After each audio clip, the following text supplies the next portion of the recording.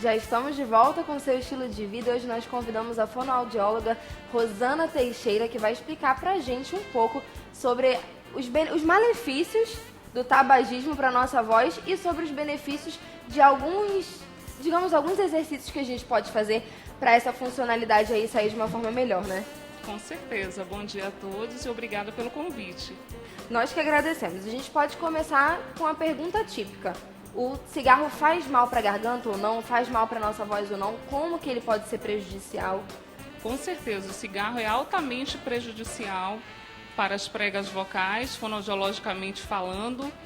A substância química, na realidade, as substâncias químicas que são liberadas pelo fumo são altamente prejudicial e a longo prazo eles podem sim lesionar a prega vocal.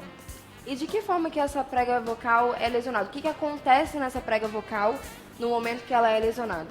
Existe uma patologia que é bem comum de fumantes, que nós fonoaudiólogos trabalhamos para fazer a reabilitação desse paciente e também a orientação, que nem sempre tem a reabilitação, que é o edema de Reich, que ele é um inchaço causado na prega vocal. E esse inchaço vai mudar a qualidade vocal desse paciente, trazendo rouquidão e uma voz muito grave, principalmente para as mulheres. E qual é a frequência que a gente precisa para que esse cigarro realmente faça mal? Então, quer dizer, tem gente que fuma um dia só na semana, outras pessoas fumam todos os dias da semana. Qual é a frequência que me deixa já sabendo, que já me deixa avisado de que eu vou ter problemas vocais um dia? Na realidade, o organismo dos seres vivos, eles são bem diferentes. Então, cada um tem um tipo de reação. Existem pessoas que fumam há 5 anos e não têm nenhum tipo de sintomas. Existem pessoas que fumam há 5 anos e já apresentam sintomas. Então, isso é bem relativo.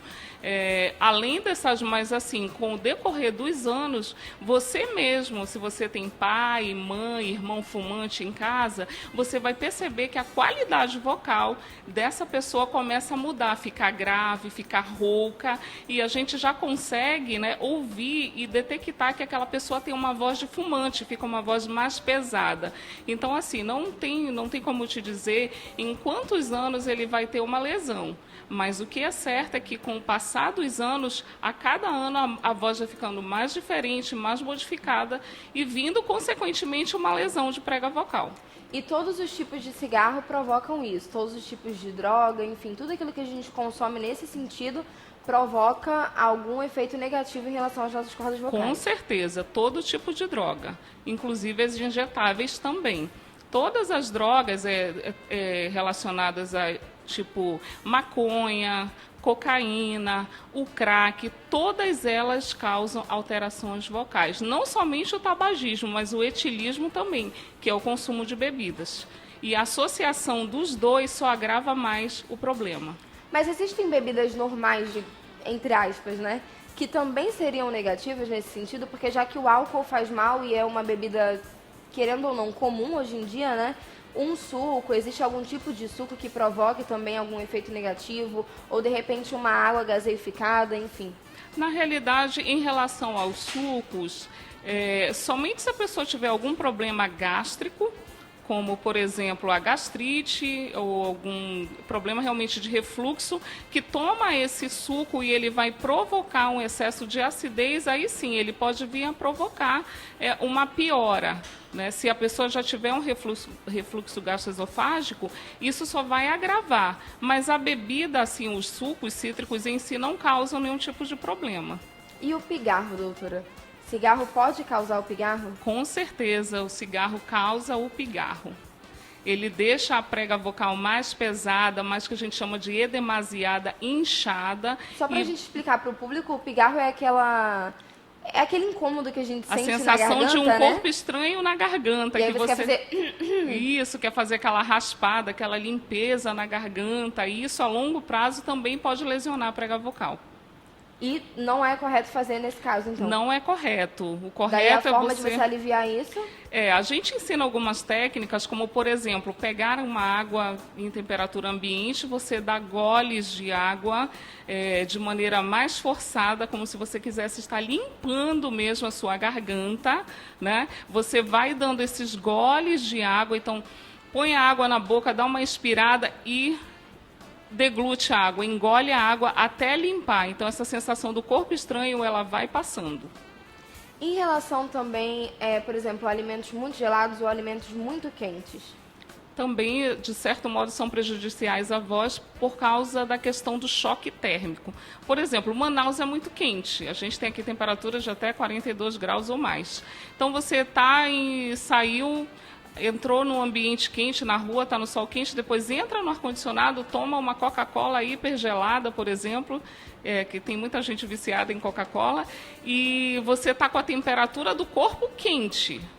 Aí você coloca esse líquido hipergelado. Então, o que dá? Um choque térmico. Então, você vai perceber que na hora você fica com excesso de muco na tua boca.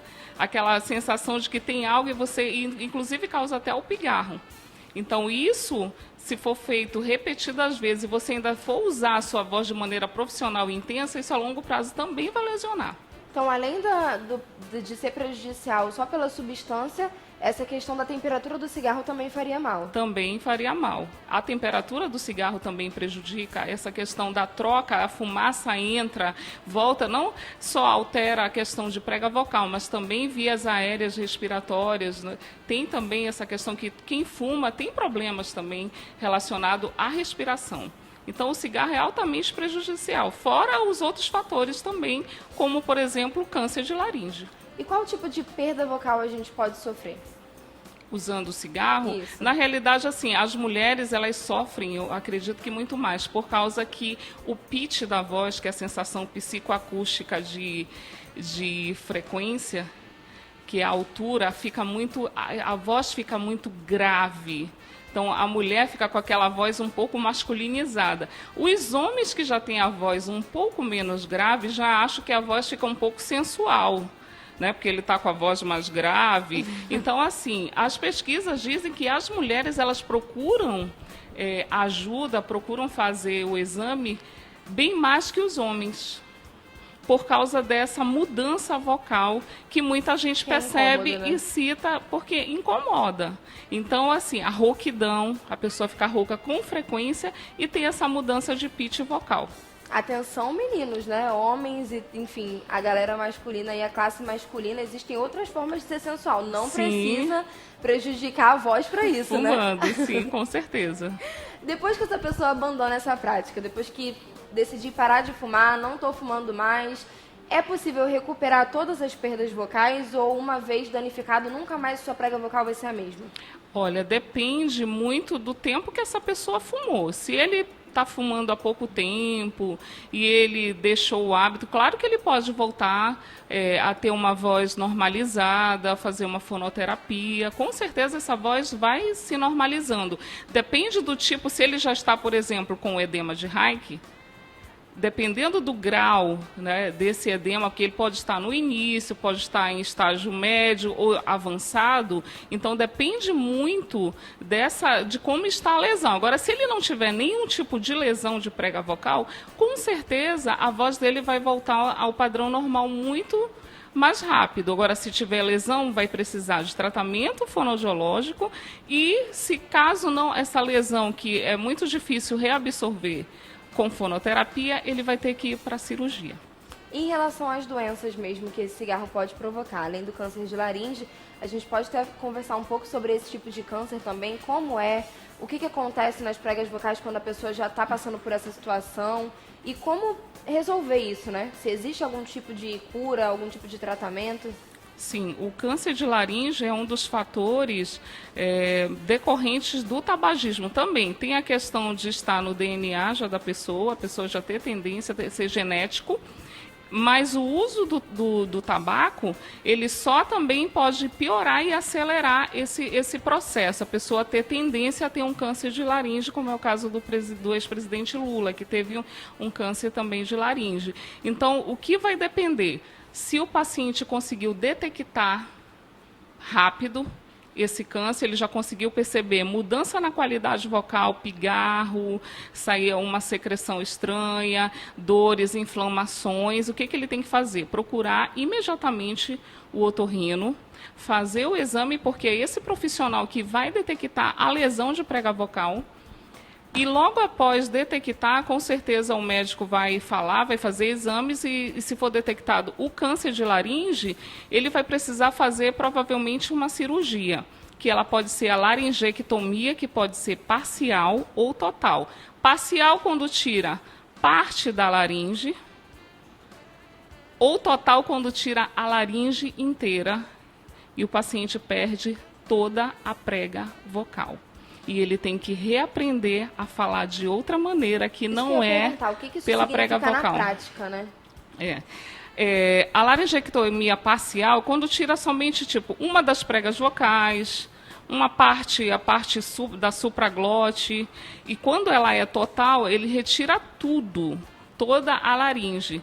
E existem muitos casos no Brasil de pacientes laringectomizados total, inclusive aqui em Manaus também.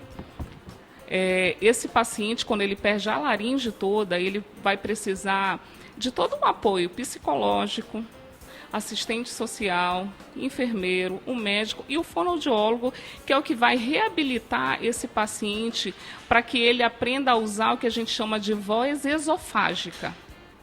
Ela é uma voz que não sai mais pela prega vocal, mas que sai pelo esôfago.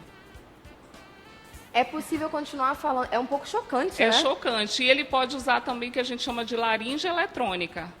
Coloca uma laringe, um aparelho, e essa voz sai como se fosse uma voz de um robô. Então, na realidade, querendo ou não, você realmente perde a voz. Perde a voz. E é muito traumático. Não fala, não tem mais a voz normal. Ele tem uma outra voz que sai pelo esôfago, é como se fosse arrotos, né? E essa voz ela é projetada, então tem que fazer sessões para aprender a utilizar essa forma de comunicação. Existem pessoas que não conseguem reaprender? Quem tem muita dificuldade geralmente vai usar a laringe eletrônica. Só que tem que andar com o aparelhinho e posicionar aqui na laringe e ficar falando. Fica uma voz meio que robotizada.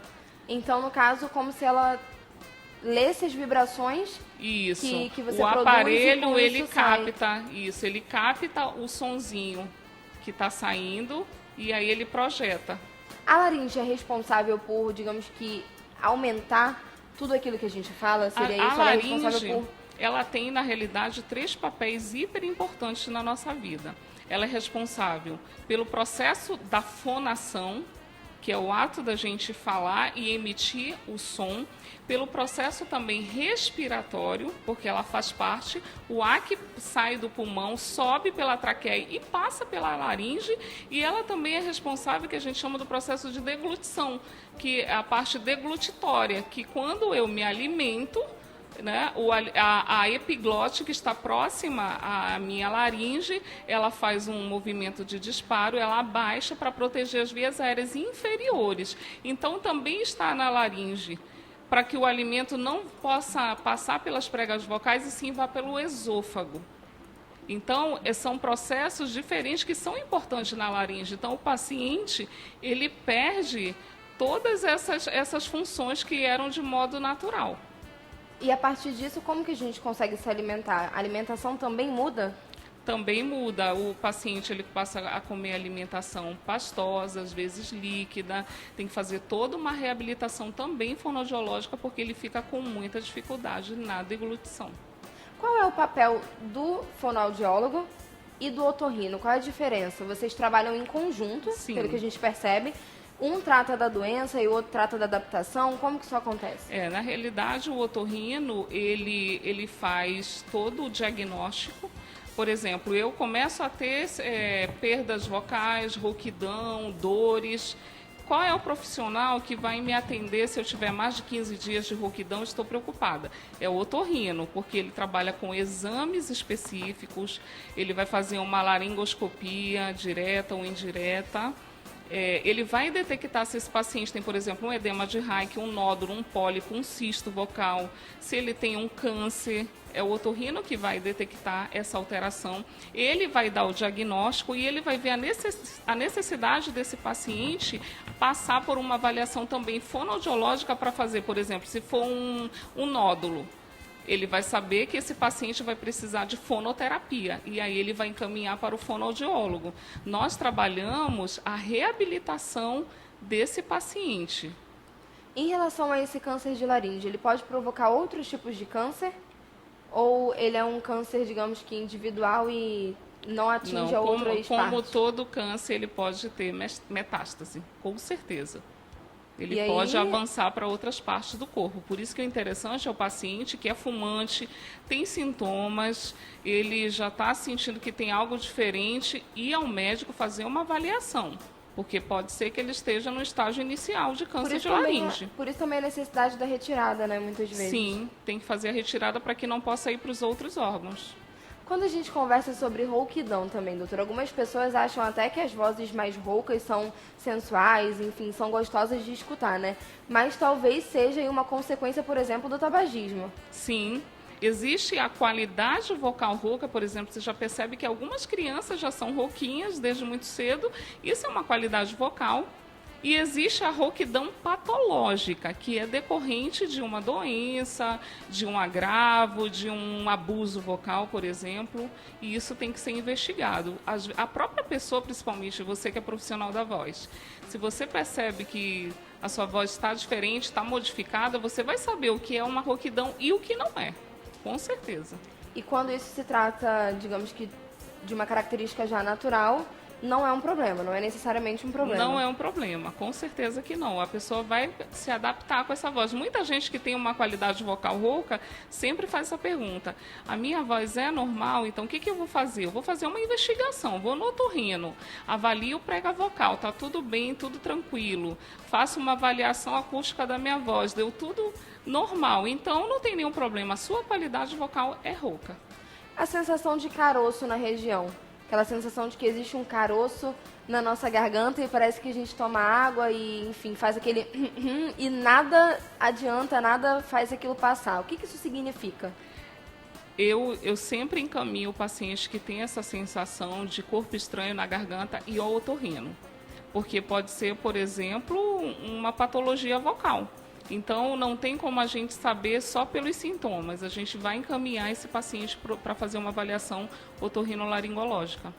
Outros tipos de tabaco também, como charuto, cachimbo, enfim, outros tipos de fumo, também são prejudiciais. Todos a gente até disse que outras drogas também, né? Todos são prejudiciais, todos são. E existem outras doenças que esse tabagismo pode provocar? Aquilo que nós falamos, tem também as doenças respiratórias, né? O tabagismo, ele causa muitos problemas, né, para quem fuma. Tem a questão também da mudança de pele, a coloração, o ressecamento, a secura na garganta, a modificação vocal também. E os problemas respiratórios, tosses constantes, tem pessoas que ativam outros tipos de inflamação de vias aéreas respiratórias também. E a respiração também faz parte da fonologia, fonoaudiologia, meu Deus! também faz parte desse nós processo, trabalhamos né? também com a reabilitação de pacientes que têm dificuldade, por exemplo, eu tenho dificuldade de projetar a minha voz, na hora que eu vou cantar eu perco o meu fôlego. Então, o fonoaudiólogo também é o profissional capacitado para trabalhar essa respiração, para melhorar a projeção, para melhorar a capacidade pneumofonoarticulatória, para trabalhar essa capacidade respiratória do paciente com exercícios que estimulem toda essa musculatura. Nós vamos fazer uma breve pausa aqui no nosso bate-papo, mas daqui a pouquinho a gente volta. Se você ainda não enviou sua participação pra gente, ainda dá tempo. 98111 4512, não sai daí que o intervalo é bem rapidinho.